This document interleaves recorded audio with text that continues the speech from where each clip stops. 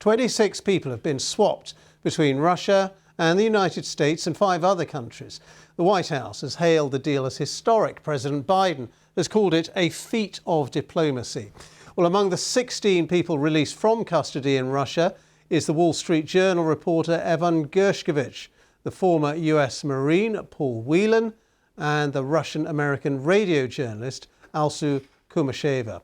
These are the latest pictures we've had in. They were filmed of prisoners being transported to make their way back to the West. And among the Russians freed from Western jails, Vadim Krasikov, an FSB hitman who brazenly gunned down an opponent of the Kremlin in broad daylight in Berlin. Well, Steve Rosenberg, our Russia editor, has this report from Moscow. It was a complex operation, planes flying in from east and west. The location had been a closely guarded secret, Ankara Airport, the stage for the largest prisoner swap since the Cold War. It involved 26 people being held in 7 different countries.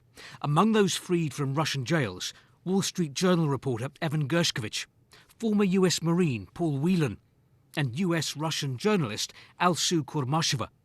Released too, prominent Kremlin critics and anti-war campaigners like Vladimir Karamurza and human rights campaigner Oleg Orlov. Back to Russia, convicted assassin Vadim Krasikov, identified by a German court as having links to the Russian state, and 9 others the Kremlin wanted back. For Paul Whelan, this ends an ordeal that began more than 5 years ago, when he was arrested in Russia, convicted of spying and sentenced to 16 years in prison. It's a charge he's always fiercely denied. Speaking later from the White House, President Biden gave his reaction. It says a lot about the United States that we work relentlessly to free Americans who are unjustly held around the world. It also says a lot about us that this deal includes the release of Russian political prisoners. They stood up for democracy and human rights. Their own leaders threw them in prison.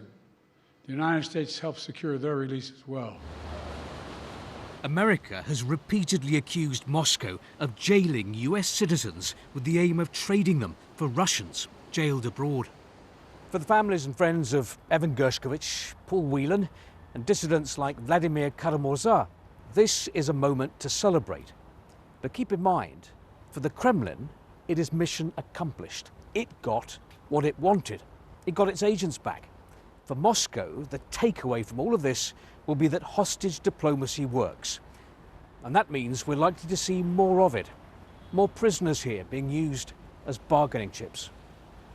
And more prison exchanges like this one may be needed to bring them home. Steve Rosenberg, BBC News, Moscow. Well, I've been talking to Paul Beckett, who's assistant editor of the Wall Street Journal, where the journalist and reporter Evan Gershkovich worked. And he's been telling me he and his colleagues are really looking forward to welcoming Evan back home and back to the newsroom. Smiles of joy, tears of relief, I think, exhausted but jubilant. And that's just us. You know, I can only imagine how Evan feels and how his family is feeling as they await to be reunited when his plane lands. Tell us, as much as you can, you know, how these negotiations to get him out have transpired in the last few months. Obviously, it's all been done very secretly, but very intensively. It has done, and there's only so much appropriately that we can see, and most of it we can't. So I think we became aware a few weeks back that there was momentum to get this done. It's obviously been 16 months. And we and so many other people have been trying to create a landscape on which successful negotiations could take place. But we started to feel probably 2 or 3 weeks ago that things were moving in a positive direction. And obviously, great credit to the Biden administration for pulling it off, and also to all the other allied governments, Germany and others, that made it happen. And there is an account in the Wall Street Journal talking about how Evan's mother Ella arrived for a meeting at the White House with Joe Biden, and she was told to bring her husband and daughter and not to tell anybody that they were going to go there.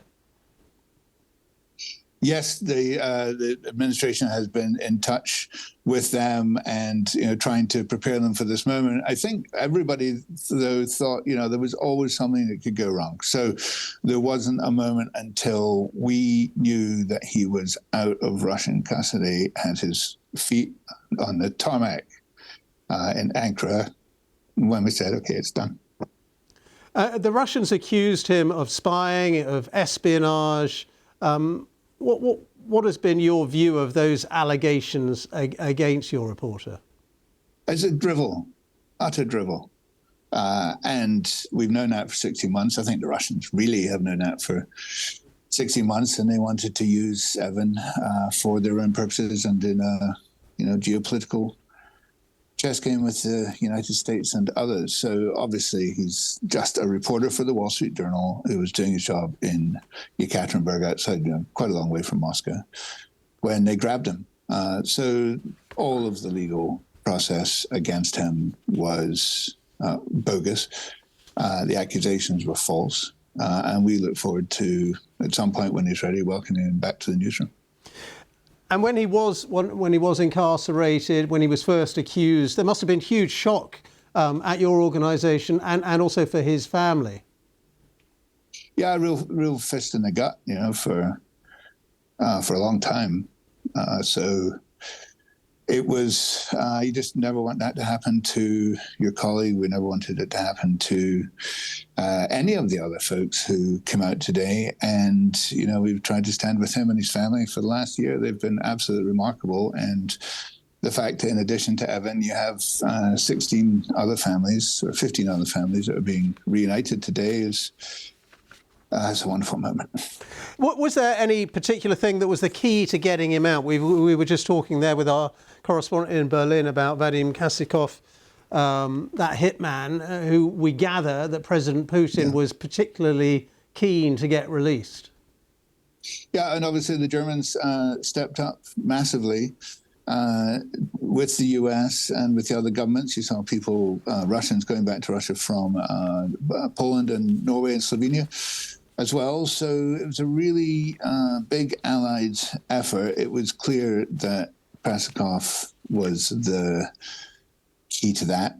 And it was clear that that's who the Russians wanted. And Putin made that, all but said his name, really, in January. So, that has always been the focus. But we thought there was a window this summer that might get done. And then we were worried that it really wouldn't get done because it was a U.S. campaign, potentially a new administration. So it's just massive relief that here we are.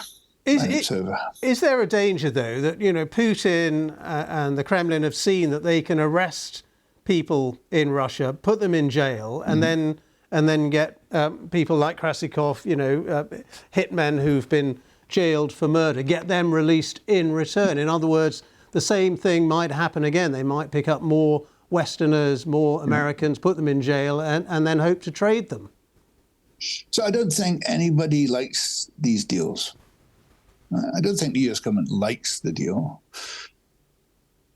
It was the predictable outcome for the extraordinary cynicism that Russia displayed in taking Evan and all the others who were released from prison today. So that is how this works until, and I know this is a top priority for US and allied governments, and it will be even more so now that this big swap has been undertaken, is to find a way to remove the incentive for Russia and other countries who do this from ever doing it again in the future. So that's something I think we will see going forward. And there's already been talk of the US and other countries forming a kind of NATO common defense or mutual defense on arbitrary detention, which is what this is.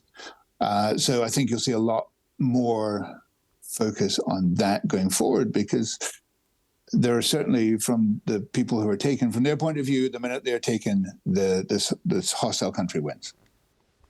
Well, that was Paul Beckett, Wall Street Journal assistant editor, talking to me a little earlier. And we can speak now to Arkady Ostrovsky, who's Russia editor at The Economist. Thank you very much for being with us. Paul Beckett was just saying no one likes these sort of deals, but I wonder if President Putin actually does like them. He's an old KGB man. This is a bit like the Cold War, isn't it? This sort of prisoner swap. and he's got quite a lot out of this deal. No, you're absolutely right. I think he does probably like it, and it reminds him of his youth at the KGB. Like much of what he does, this is a kind of a cosplay of that era of the Cold War, and given that he thinks, I think that he is fighting this existential war against the West and the liberal order, which he blames for bringing down the Soviet Union, that this is not just a war in Ukraine, this is a war against the West, replay of that, revival and revision of the Cold War. I think this fits into that scenario extremely well for him. And he got back, as I said, he got back his assassin, Krasikov, and some of the illegals. And this is important for a it's not just kind of a Soviet style. It's not a Soviet style state, in fact, at all. But it's important for a mafia-like state, or for a mafia-like system of running, doing business in Russia, because it shows to those who might follow Krasikov that he will stand by them. That this ensures loyalty of security services, and the loyalty of security services is absolutely vital for Putin. Just on a wider point, some people have speculated that the fact that Russia was prepared to negotiate all of this may mean that it's prepared to negotiate with Ukraine. Do you think there's any truth to that? Do you see any indications that there might be some opening of diplomatic pathways on that? Well, I think there's always been openings, and I think he is signaling that he is still saying that he can negotiate, but the negotiations Putin feels, and certainly at the moment when the Russian troops are advancing, should be on his term. I mean, effectively, he's asking for capitulation. I wouldn't link the exchange of prisoners with that. I wouldn't read more into that. And I think what's important here is not just what's in it for Vladimir Putin. I think something quite extraordinary has taken place this afternoon, which we're not paying enough attention to, which is, what it means for the West, what this step of getting not just Evan, who is a brilliant journalist, a brave, reporter, wonderful colleague, but what it means to get Russian political prisoners and the prisoners of conscience out of Russia. And this is not, this is something we have not seen since the end of the Cold War, when the West, frankly, has been, as you know, been extremely transactional. End of history, put ideology behind us, and suddenly this is the West. I think to everybody's surprise, and to my, certainly to my delight, Germany and the US. And the Western countries say, no, we actually do care about people who are prisoners of conscience, because we understand, or hopefully, I hope that is indeed what this means, is that we understand that human rights inside Russia, and the political opposition inside Russia is not a matter of just charity. It's the matter of international security.